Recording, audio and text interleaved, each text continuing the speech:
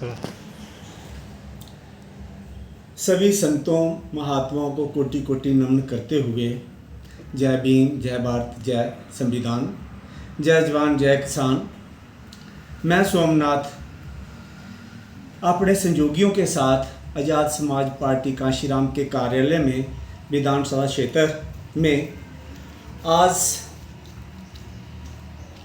शिरोमणि संत कबीरदास जी महाराज की 669वीं जयंती मना रहे हैं और इस जयंती के शुभ अवसर पर मैं पूरे देशवासियों को ढेर सारी शुभकामनाएं और मुबारकबाद देना चाहता हूँ। साथियों, शिरोमणि संत कबीरदास जी महाराज मध्यकाल के संत माने गए हैं। इनके संयोगी संत गुरु रविदास जी, गुरु नानक देव जी, पर गुरु कबीरदास जी महाराज एक ऐसे संत थे जो वैज्ञानिक दृष्टि से जाने जाते हैं, क्योंकि इन्होंने कुछ दूसरे संतों से अलग होकर कहा है। इन्होंने सच को सच और झूठ को झूठ कहा है। इन्होंने अंधविश्वास और पखंडवाद को नकारा है। शिरोमणि संत गुरु कबीरदास जी महाराज ने अपनी वाणी में लोगों को इस तरह से संदेश दिया है कि अगर आपको परमात्मा की प्राप्ति करनी है तो आपको अपने पिता में परमात्मा को देखिए, माता के बीच में परमात्मा को देखिए, अपने मित्र के बीच में परमात्मा को देखिए। संत कबीरदास जी महाराज एक दहता हुआ अंगारा थे। इन्होंने सभी धर्मों के पखंडवाद लोगों को दरकारा है। इनकी अगर हम शिक्षाएं देखें तो इन्होंने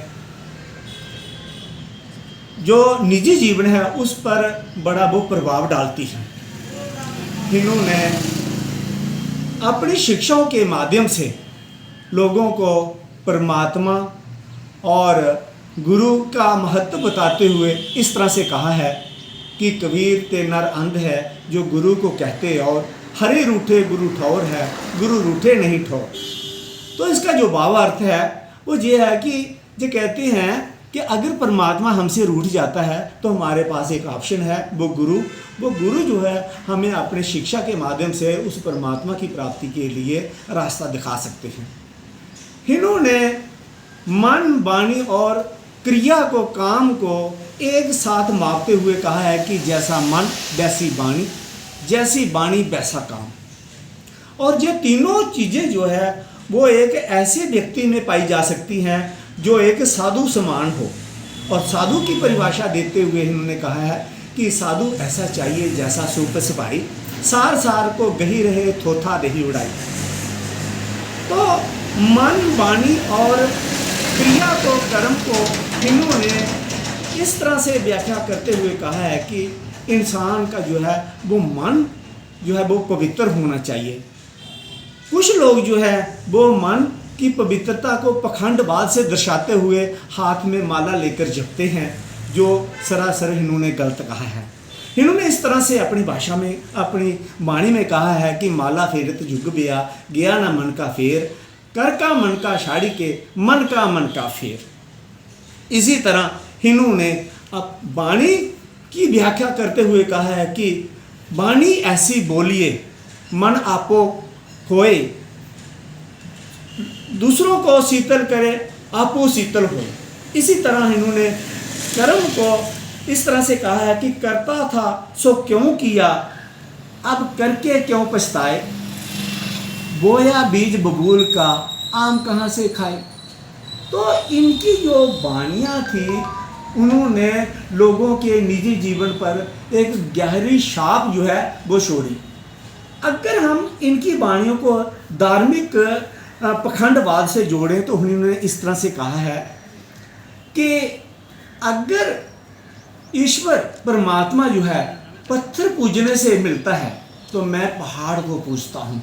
यानी कि पहाड़ पूजे हरि मिले तो मैं पूजूं पहाड़, घर की चाकी क्यों नहीं पूजे, पीसे जो पीसे खाए पूरा संसार। इस तरह से इन्होंने सामाजिक भेदभाव के ऊपर भी अपने जो है वो बाणियाँ दी हैं, दोहे दिए हैं।